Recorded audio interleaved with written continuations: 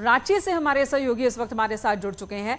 अविनाश, नाम का ऐलान हो चुका है एनडीए की ओर से। राष्ट्रपति उम्मीदवार अब हैं द्रौपदी मुर्मू, जो कि झारखंड की पूर्व राज्यपाल हैं, उड़ीसा से आती हैं।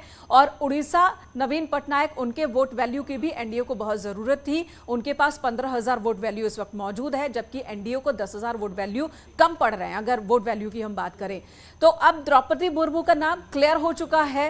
रांची में, झारखंड में इसे लेकर किस तरह की प्रतिक्रिया है? निश्चित तौर पर अगर देखें जिस तरह से एनडीए ने निर्णय लिया है, एक बड़ा निर्णय, दो नजरिए से अगर आप देखें। पहला तो आपने जो इशारा किया कि बीजेपी के जो अंक हैं उसके हिसाब से अगर आप देखें तो एनडीए सेफ साइड में जाएगा और उसे दिमाग में रखते हुए ही ये निर्णय लिया गया है। दूसरी अगर हम बात करें, इससे पहले अगर राज्यपाल के तौर पर अगर हम देखें तो निश्चित तौर पर द्रौपदी मुर्मू झारखंड की राज्यपाल थी और एक ऐसी महिला, एक ऐसी आदिवासी महिला जिन्होंने अपने पूरे कार्यकाल के दौरान एक अमिट छाप छोड़ी है। अमिट छाप इस क्षेत्र में कि वो जितनी सौम्य थी, जितने सहजता के साथ लोगों से मिलती थी, जिस तरह से लोगों के साथ उनका अट्रैक्शन था, जिस तरह से उनका मिलना जुलना था, और खासकर झारखंड की संस्कृति, आदिवासियत, इन सारी चीजों को जितनी बारीकी से वो समझती थी, तो ये एक बड़ा, आप कह सकती हैं कि एक निर्णय है। और झारखंड के लोगों के लिए खासतौर, जिन्होंने देखा है द्रौपदी मुर्मू को कि वो किस तरह की महिला है, किस तरह की शख्सियत है, उन्होंने क्या कुछ किया, किन किन मौकों पर द्रौपदी मुर्मू किन किन धार्मिक अनुष्ठानों की बात करें, जो यहाँ के सरहुल से लेकर बाकी जो चीजें होती हैं, आदिवासी के जो पूजा पाठ होते हैं, उसमें उन्होंने कैसे शामिल वो हुई। दुमका से लेकर अगर हम कोल्हान तक के इलाके की बात करें तो वो उसमें कैसे शामिल होती थी, उनकी क्या पहुंच होती थी, ये सारी चीजें लोग आज जैसे ही नाम की घोषणा की गई है, ये जरूर चर्चा शुरू हो गई है। और चर्चा इसलिए भी हो रही है कि जब हम देश के चुनिंदा राज्यों की बात करते हैं, खासकर अगर आदिवासी बहुल हम राज्य की बात करें, तो झारखंड का भी नाम आता है। यहाँ की राजनीति कहीं ना कहीं आदिवासी के केंद्र बिंदु में ही रहती है।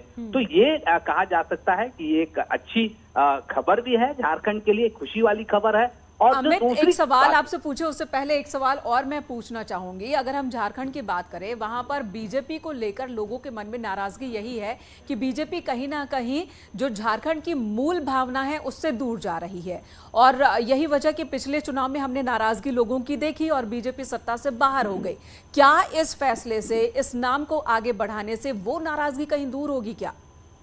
देखिए, इसके लिए थोड़ा इंतजार करना होगा, क्योंकि अगर राजनीतिक, अगर हम बैकग्राउंड के हिसाब से बात करें तो आपने भी कहा कि द्रौपदी मुर्मू उड़ीसा से आती हैं। हाँ, ये बात जरूर है कि अगर हम पिछले 2019 के विधानसभा चुनाव पर गौर करें और अनुसूचित जाति वाले, जो जनजाति वाले जो सीटें हैं, 28 सीटें हैं यहाँ पर, और 28 सीटों में से 26 सीटें बीजेपी हार गई थी। ये सही बात है कि जो आदिवासी वोट बैंक वाले जो इलाके हैं, अनुसूचित जनजाति जिसको एसटी सीट बोलते हैं, उस 28 में से 26 सीट बीजेपी हार गई थी। तो ये न सिर्फ झारखंड, बल्कि अगर हम पूरे देश के पैमाने पर भी अगर हम बात करें तो एक अच्छा मैसेज जाएगा। खासकर हम आदिवासियों के, अगर हम बीजेपी के तरफ बढ़ते हुए कदम को अगर हम देखें कि क्या आने वाले समय में इस निर्णय के बाद आदिवासी बीजेपी की तरफ बढ़ना शुरू कर देंगे। क्योंकि एक समय था कि जब बीजेपी कहती थी कि ये वोट बैंक हमारा है, लेकिन पिछले कुछ वर्षों में जरूर इसमें जो इजाफा होना चाहिए था उसके बजाय गिरावट आई है। तो ये कहा जा सकता। बहुत शुक्रिया अविनाश, आपका हमारे साथ जुड़ने के लिए और तमाम बातचीत दर्शकों तक पहुंचाने के लिए।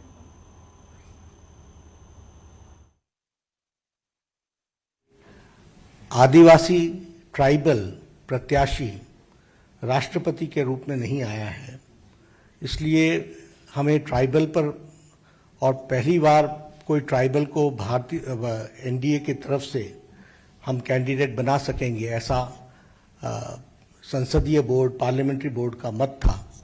और इसलिए श्रीमती द्रौपदी मुर्मू, इनको राष्ट्रपति का प्रत्याशी घोषित किया गया है एनडीए की तरफ से।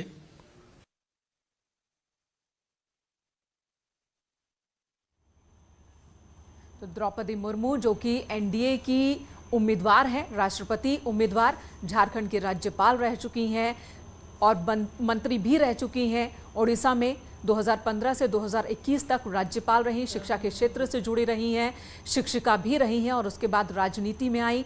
2007 में इन्होंने बेस्ट एमएलए का अवार्ड सम्मान भी हासिल किया था और एमएलए के तौर पर भी इनकी छवि साफ सुथरी रही है। जहां तक बात इनकी छवि को लेकर है तो लोगों के बीच ऐसा है कि बहुत ही मृदु स्वभाव की हैं, लोगों से मिलती हैं, घुल मिल कर मिलती हैं और जो आदिवासी समाज है उनका एक बहुत बड़ा चेहरा है।